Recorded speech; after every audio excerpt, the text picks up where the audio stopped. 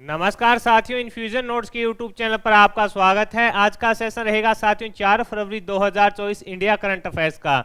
इस सेशन में साथियों जितने ही महत्वपूर्ण प्रश्न बनने हैं इंडिया करंट अफेयर्स के, वो मैं आपके साथ शेयर करूंगा। साथ ही उन प्रश्नों से जुड़े हुए जो महत्वपूर्ण तथ्य आपसे आगामी प्रतियोगिता परीक्षा में पूछे जा सकते हैं, उन पर भी मैं आपके साथ जानकारी साझा करूंगा। और इसके बाद देखेंगे साथियों अपने इंडिया जीके के 5 महत्वपूर्ण क्वेश्चन जो पुराने एग्जाम के अंदर पूछे गए हैं, और उसके बाद साथियों जो कल करंट अफेयर्स पढ़ा था उसका भी रिवीजन करेंगे। सेशन आपको पसंद आए तो इसे लाइक व शेयर जरूर कीजिएगा। इन्फ्यूजन नोट्स के यूट्यूब चैनल को लाइक व सब्सक्राइब कीजिएगा और अपने दोस्तों में भी इसे जरूर शेयर कीजिएगा। वीडियो के डिस्क्रिप्शन में साथियों पीडीएफ का लिंक होगा, वहां से आप आसानी से पीडीएफ डाउनलोड कर पाएंगे। तो शुरुआत करेंगे साथियों सेशन की। पहला क्वेश्चन आपसे पूछा है कि हाल ही में पहले FIH 5 पुरुष विश्व कप किसने जीता है। ये इंपॉर्टेंट रहने वाला क्वेश्चन है। आपसे पूछा गया है कि हाल ही के अंदर पहले FIH पुरुष विश्व कप का खिताब है जो किसने जीता है। तो आंसर रहेगा साथियों किसने जीता है, नीदरलैंड ने। किसने जीता है तो आंसर हो जाएगा साथियों नीदरलैंड के द्वारा जीता गया है। इसे इंपॉर्टेंट कर लेना, आगामी प्रतियोगिता परीक्षा में यह क्वेश्चन आपसे पूछा जाएगा। अब नीदरलैंड तो साथियों इसके अंदर विजेता बना है। उपविजेता कौन बना है तो मलेशिया इसके अंदर उपविजेता बना है। कौन बना है उपविजेता तो मलेशिया इसके अंदर साथियों उपविजेता बना है। कौन बना है उपविजेता, मलेशिया बना है साथियों। ये तो साथियों अपने पुरुष वाले की बात कर रहे हैं। हमने पहले पढ़ा था कि महिला में कौन जीता था, तो साथियों वो भी अपने को याद रखना है। महिला में भी साथियों नीदरलैंड है जो जीता था। और उपविजेता कौन रहा था, ये अगर आपसे पूछे तो उपविजेता रहा था साथियों भारत। उपविजेता कौन रहा था, भारत। और ये इसका कौन सा संस्करण था तो ये इसका प्रथम संस्करण था। कौन सा संस्करण था, ये इसका प्रथम संस्करण था। तो इंपॉर्टेंट है, क्या याद रखना है अपने को, पुरुष वाला किसने जीता, नीदरलैंड ने। उपविजेता कौन रहा पुरुष वाले में, मलेशिया उपविजेता रहा। जो महिला का था उसमें विजेता कौन रहा, उसके अंदर विजेता रहा नीदरलैंड। उपविजेता कौन रहा, भारत रहा। कौन सा संस्करण था तो प्रथम संस्करण था। आयोजन कहां पर किया गया इसका, ओमान की राजधानी मस्कट में इसका आयोजन किया गया। तो अपने लिए इंपॉर्टेंट चीजें हैं साथियों। यहां से एक क्वेश्चन आपको आगामी प्रतियोगिता परीक्षा में देखने को मिलेगा। अब आगे बढ़ेंगे साथियों, अगले क्वेश्चन पर बात करेंगे। अगला क्वेश्चन आपसे पूछा गया है कि भारतीय नौसेना ने वर्ष 2024 को कौन सा वर्ष है जो घोषित किया है। आपसे पूछा गया है कि भारतीय नौसेना ने वर्ष 2024 को कौन सा वर्ष घोषित किया है। इंपॉर्टेंट है, भारतीय सेना के द्वारा साथियों किसी भी प्रकार का युद्ध परीक्षण किया जाता है या कोई नई पहल की जाती है, वहां से संबंधित करंट अफेयर्स के क्वेश्चन पूछे जाते हैं। आपसे पूछा गया है कि भारतीय नौसेना ने वर्ष 2024 को कौन सा वर्ष है जो घोषित किया है। तो आंसर रहेगा साथियों नौसेना असैन्य वर्ष घोषित किया है। ये अपने को याद रखना है, नौसेना असैन्य वर्ष है जो घोषित किया गया है। भारतीय नौसेना ने वर्ष 2024 को नौसेना असैन्य वर्ष के रूप में घोषणा की है। नौसेना ने नागरिक मानव संसाधन प्रबंधन के सभी पहलुओं का समाधान करने के क्रम में वर्ष 2024 को नौसेना असैन्य वर्ष के रूप में घोषित किया है। ये अपने को याद रखना है। आगे बढ़ेंगे साथियों, अगले क्वेश्चन पर बात करेंगे। केंद्र सरकार ने लखपति दीदी योजना के लक्ष्य को बढ़ाकर कितना कर दिया है। साथियों इंपॉर्टेंट लिख लेना, और आगामी प्रतियोगिता परीक्षा में यह क्वेश्चन आपको छपा हुआ मिलेगा। मोस्ट इंपॉर्टेंट क्वेश्चन रहने वाला है। आपसे पूछा है कि केंद्र सरकार ने लखपति दीदी योजना के लक्ष्य को बढ़ाकर कितना कर दिया है। तो आंसर है साथियों इसको कितना कर दिया है, 3 करोड़ कर दिया है। पहले कितने करोड़ का टारगेट था तो पहले साथियों 2 करोड़ का टारगेट था। पहले कितने का टारगेट था, 2 करोड़ का था। अब इसको बढ़ाकर कितना कर दिया है, 3 करोड़ कर दिया है। साथियों जो अभी वित्त मंत्री निर्मला सीतारमण जी ने जो अंतरिम बजट पेश किया था, उसमें उन्होंने बताया था कि सरकार की क्या मंशा है कि जो लखपति दीदी योजना है उसको साथियों 2 करोड़ से बढ़ाकर, उस योजना के जो लाभार्थी हैं उनकी संख्या को 2 करोड़ से बढ़ाकर 3 करोड़ करने का टारगेट है जो रखा है। तो साथियों संभावित है कि ये जो मोस्ट इंपॉर्टेंट क्वेश्चन है रहने वाला है और आपसे पूछा भी जाएगा। आगे बढ़ेंगे साथियों, अगले क्वेश्चन पर बात करेंगे। अगला क्वेश्चन आपसे पूछा है कि भारत मोबिलिटी ग्लोबल एक्सपो 2024 का आयोजन कहां पर किया गया। ये भी इंपॉर्टेंट क्वेश्चन है। आपसे पूछा है भारत मोबिलिटी ग्लोबल एक्सपो 2024 का आयोजन है जो कहां पर किया गया। तो आंसर रहेगा साथियों नई दिल्ली के अंदर किया गया। कहां पर किया गया? तो आंसर हो जाएगा नई दिल्ली के अंदर साथियों इसका आयोजन किया गया। कहां पर किया गया? नई दिल्ली के अंदर इसका आयोजन किया गया 1 फरवरी से 3 फरवरी तक। अब आपसे ये भी पूछे कब से कब, तो साथियों 1 से लेकर 3 फरवरी तक इसका आयोजन किया गया। 1 से 3 फरवरी तक इसका आयोजन है जो किया गया, ये अपने को याद रखना है। वैश्विक स्तर पर भारतीय ऑटोमोटिव उद्योग की शक्ति का प्रदर्शन करना प्रमुख उद्देश्य था। यानी साथियों जो अपने वैश्विक स्तर पर भारतीय जो ऑटोमोटिव औद्योगिक की शक्ति है उसका प्रदर्शन करना इसका प्रमुख उद्देश्य रहा था। इसका उद्घाटन पीएम मोदी जी के द्वारा किया गया था। अगला क्वेश्चन आपसे पूछा है कि रक्षा क्षेत्र में सहयोग के लिए भारत और किस देश के बीच समझौता हुआ है। ये भी इंपॉर्टेंट क्वेश्चन है कि रक्षा क्षेत्र के अंदर सहयोग के लिए भारत और किस देश के बीच में हाल ही के अंदर समझौता हुआ है। तो आंसर रहेगा साथियों ओमान और भारत के बीच हाल ही के अंदर रक्षा क्षेत्र को मजबूत करने के लिए दोनों देशों के बीच में साथियों क्या हुआ है? समझौता हुआ है। भारत और ओमान के उन्नत रक्षा सहयोग के माध्यम से रणनीतिक साझेदारी मजबूत करने में पहले, यानी रक्षा समझौता दोनों देशों के बीच हुआ है, तो दोनों देशों के बीच जो आपसी संबंध है साथियों वो भी क्या हो जाएंगे? मजबूत हो जाएंगे। ये भी अपने को थोड़ा याद रखना है।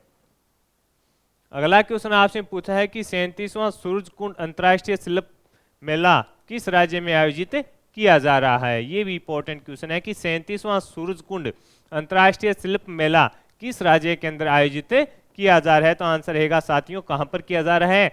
हरियाणा के अंदर। कहां पर? हरियाणा में साथियों इसका आयोजन किया जा रहा है 2 फरवरी से लेकर 18 फरवरी तक। 2 फरवरी से लेकर 18 फरवरी तक इसका आयोजन किया जाएगा। इसके अंदर साथियों करीब 18 देश हैं जो भाग ले रहे हैं, और जो पार्टनर देश है वो इंपॉर्टेंट है, वो तंजानिया है। वो कौन सा है? आंसर हो जाएगा आपका तंजानिया इसमें साथियों पार्टनर देश के रूप में है अब की बार। ये इंपॉर्टेंट है और यही आपसे पूछा जा सकता है। कौन है? तंजानिया इसके अंदर साथियों पार्टनर देश के रूप में है। ये इंपॉर्टेंट है रहने वाला है। उत्तर भारत का प्रथम मानव डीएनए बैंक कहाँ स्थापित होगा? ये भी इंपॉर्टेंट क्वेश्चन है। आपसे पूछा है कि उत्तर भारत का प्रथम मानव डीएनए बैंक है जो कहां पर स्थापित होगा। तो बनारस हिंदू विश्वविद्यालय के अंदर। कहां पर होगा? बनारस हिंदू विश्वविद्यालय के अंदर इसको स्थापित किया जाएगा, और ये उत्तर भारत का प्रथम मानव डीएनए बैंक होगा। ये अपने को थोड़ा याद रखना है, पूछा जा सकता है आपसे। अगले क्वेश्चन पर बात करेंगे। अगला क्वेश्चन आपसे पूछा एयू स्मॉल फाइनेंस बैंक ने किसे गैर कार्यकारी अध्यक्ष है जो नियुक्त किया है। तो आंसर रहेगा साथियों HR खान को नियुक्त किया है। इंपॉर्टेंट है, कर लेना। एयू स्मॉल फाइनेंस बैंक ने किसे गैर कार्यकारी अध्यक्ष है जो नियुक्त किया है। तो आंसर रहेगा साथियों HR खान को नियुक्त किया है। ये साथियों पूर्व भारतीय रिजर्व बैंक यानी RBI के साथियों पूर्व डिप्टी गवर्नर रह चुके हैं। पूर्व डिप्टी गवर्नर रह चुके हैं। ये भी अपने को याद रखना है। ये कौन है? ये RBI के पूर्व डिप्टी गवर्नर रह चुके हैं। ये भी अपने को याद रखना है। अगला क्वेश्चन आपसे पूछा है कि शतरंज टाटा स्टील चैलेंजर्स 2024 है जो किसने जीता है। तो आंसर रहेगा साथियों लियोन ल्यूक मेडोक। टाटा स्टील चैलेंजर्स 2024 किसने जीता है? ये इंपॉर्टेंट है, आपसे पूछा भी जा सकता है। लियोन ल्यूक मेडोक के द्वारा साथियों टाटा स्टील चैलेंजर से जीता गया है। फाइनल में ने साथियों भारत के ही दिव्या देशमुख को हराया। दोनों ही कौन है? विजेता और उपविजेता कहाँ के हैं?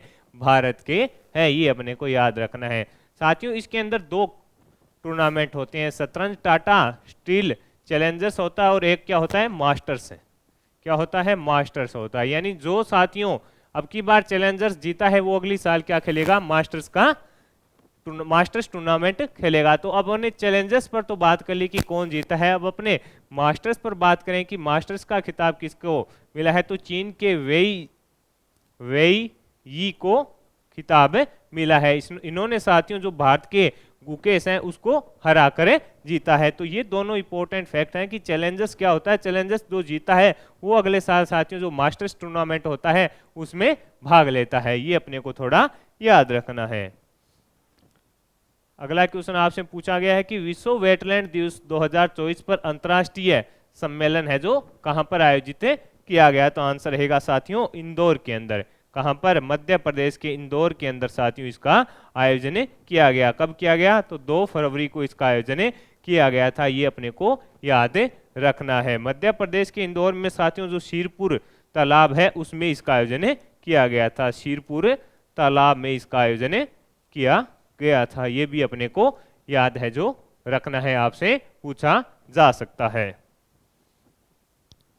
अगले क्वेश्चन पर बात करें। अगला क्वेश्चन आपसे पूछा है, एक बार श्रेष्ठ भारत पहल के तहत शिक्षा मंत्रालय ने ओरोविल अनुभव यात्रा का आयोजन हाल ही के अंदर कहां पर किया? ये इंपॉर्टेंट है, क्योंकि साथियों जो एक भारत और श्रेष्ठ भारत पहल है उससे संबंधित क्वेश्चन है जो लगातार एग्जाम के अंदर पूछे जा रहे हैं। आपसे पूछा है कि एक भारत श्रेष्ठ भारत पहल के तहत शिक्षा मंत्रालय के द्वारा साथियों ओरोविल अनुभव यात्रा कहां पर आयोजन किया गया? पुडुचेरी के अंदर इसका आयोजन किया गया था। इसका उद्देश्य क्या है? छात्रों को स्थायी जीवन की जो जटिलता है उसके बारे में बताना, और साथियों इसके अंदर जो राष्ट्रीय शिक्षा नीति है उसके अंदर भी इसका उल्लेख है जो किया गया है। अगला क्वेश्चन आपसे पूछा है कि वर्ष 2024 में पेरिस ओलंपिक के लिए मसाल वाहक कौन बने हैं? तो आंसर हो जाएगा साथियों अभिनव बिंद्रा जी को बनाया गया है। इसे आप इंपॉर्टेंट कर लेना। वर्ष 2024 में पेरिस ओलंपिक के लिए मसाल वाहक कौन बने हैं? तो अभिनव बिंद्रा जी को बनाया गया है। साथियों अभिनव बिंद्रा साथियों 2008 के अंदर चीन के अंदर साथियों जो ओलंपिक हुआ था उसके अंदर इन्होंने साथियों 10 मीटर के अंदर भारत के लिए है जो क्या जीता था? स्वर्ण जीता था। स्वर्ण पदक इन्होंने जीता था। ये अपने को याद है जो रखना है साथियों। 26 जुलाई से 14 अगस्त तक साथियों जो पेरिस ओलंपिक खेल हैं उनके लिए साथियों अभिनव बिंद्रा जी को मसाल वाहक मनाया गया है। ये अपने को याद रखना है। अगला क्वेश्चन आपसे पूछा है, उंगलई थेड़ी उगल ओरियल योजना किस राज्य में शुरू की गई है? तो आंसर है साथियों तमिलनाडु के अंदर। कहां पर की गई है? तो आंसर हो जाएगा साथियों तमिलनाडु के अंदर इसकी शुरुआत है जो की गई है। इसका उद्देश्य क्या है? आपके दरवाजे पर सेवाएं लाना, यानी साथियों जो जनता है उनको अनेक जो मूलभूत सरकार की योजनाएं हैं वो प्रोवाइड करवाना, और जो भी योजनाएं चल रही है उनको उनमें तेजी लाना, यानी लोगों तक है जो सरकार की योजनाएं चल रही है उनको पहुंचाना, लोगों तक पहुंचाना है जो प्रमुख उद्देश्य है इसका रहेगा। तो साथियों ये महत्वपूर्ण क्वेश्चन हो गए अपने इंडिया करंट अफेयर्स के। अब अपने देखते हैं इंडिया जीके के 5 महत्वपूर्ण क्वेश्चन जो पुराने एग्जाम के अंदर पूछे गए हैं। कश्मीर का शासक जो कश्मीर का अकबर नाम से जाना जाता था, तो आंसर रहेगा जैन उल आबेदीन। ये इंपॉर्टेंट रहने वाला है। कश्मीर का अकबर किसे कहा जाता है? इस प्रकार का क्वेश्चन साथियों लगातार एग्जाम के अंदर पूछा जा रहा है। आपका आंसर हो जाएगा जैन उल आबदीन। कल्हण की राज तरंगिणी की विषय वस्तु क्या है? तो आंसर है कश्मीर का वंशीय इतिहास। कल्हण की राज तरंगिणी पुस्तक है उसकी विषय वस्तु क्या है? कश्मीर का वंशीय इतिहास है। अगले क्वेश्चन पर बात करेंगे। अगला क्वेश्चन आपसे पूछा है कि मध्यकालीन शासक जिसने शास्त्रीय संगीत की ख्याल शैली के विकास में उल्लेखनीय योगदान दिया था, तो आंसर है हुसैन शाह सरकी। ये इंपॉर्टेंट है रहने वाला है। आपसे पूछा है कि मध्यकालीन शासक जिसने शास्त्रीय संगीत की ख्याल शैली के विकास में उल्लेखनीय योगदान दिया था, तो आंसर रहेगा हुसैन शाह सरकी के द्वारा साथियों योगदान दिया गया था। अगला क्वेश्चन आपसे पूछा है कि विजयनगर साम्राज्य में तेलुगु कविता के पितामह की उपाधि से किसे सम्मानित किया गया? तो आंसर रहेगा अल सानी। किसको सम्मानित किया गया? तो आंसर हो जाएगा अल सानी को। विजयनगर साम्राज्य में तेलुगु कविता के पितामह की उपाधि से किसे सम्मानित किया गया? तो आंसर रहेगा अल सानी को सम्मानित किया गया। 1800 में हम्पी के भग्नावशेष को किसके द्वारा प्रकाश में लाया गया था? तो कर्नल कोलिन मैकेंजी के द्वारा साथियों इसको प्रकाश में लाया गया था। ये अपने 5 महत्वपूर्ण क्वेश्चन देख लिए हैं इंडिया जीके के। अब आपने जो कल करंट अफेयर्स पढ़ा था उसका रिवीजन करते हैं। पहला क्वेश्चन आपसे पूछा है कि हाल ही में वित्त मंत्री निर्मला सीतारमण ने 2024 में अपने कार्यकाल का कौन सा बजट पेश किया था? छठा बजट। ग्रीन हाइड्रोजन के लिए एनटीपीसी और किस राज्य सरकार के बीच समझौता हुआ है? तो आंसर है महाराष्ट्र सरकार। भारत के पहले बीच साइड स्टार्टअप फेस्ट का आयोजन कब किया जाएगा? तो 16 से 18 फरवरी को। संजय वर्मा ने किस आयोग के सदस्य के रूप में शपथ ली है? तो संघ लोक सेवा आयोग के रूप में। आरबीआई ने किस बैंक के ट्रांजैक्शन पर रोक लगा दी है पेटीएम पेमेंट बैंक। औद्योगिक रूप से उत्पादित ट्रांस फैट को कम करने के लिए पहली बार कितने देशों को सम्मानित किया गया है? तो 5 देशों को साथियों सम्मानित किया गया है। 75वें गणतंत्र दिवस पर राज्य की श्रेणी में सर्वश्रेष्ठ झांकी का पुरस्कार किस राज्य की झांकी को मिला है? ओडिशा। हाल ही में नौकायान में भारत को पहला ओलंपिक कोटा किसने दिलाया है? तो विष्णु सरवनन। हाल ही में रामसर स्थल सूची में शामिल अक्समुंदर पक्षी रिजर्व अंगनाशिनी मोहना और मगदी केरे कहां पर है? तो आंसर रहेगा कर्नाटक के अंदर स्थित है। कौन सी राज्य सरकार वार्षिक जन औषधि प्रशासन अभियान शुरू करेगी? तो आंसर है साथियों उत्तर प्रदेश सरकार के द्वारा शुरू किया जाएगा। सेशन आपको पसंद आया है तो इसे लाइक व शेयर जरूर कीजिएगा। इन्फ्यूजन नोट्स के यूट्यूब चैनल को लाइक व सब्सक्राइब कीजिएगा और अपने दोस्तों में भी जरूर शेयर कीजिएगा। वीडियो के डिस्क्रिप्शन में साथियों पीडीएफ का लिंक होगा, वहां से आप आसानी से पीडीएफ डाउनलोड कर पाएंगे।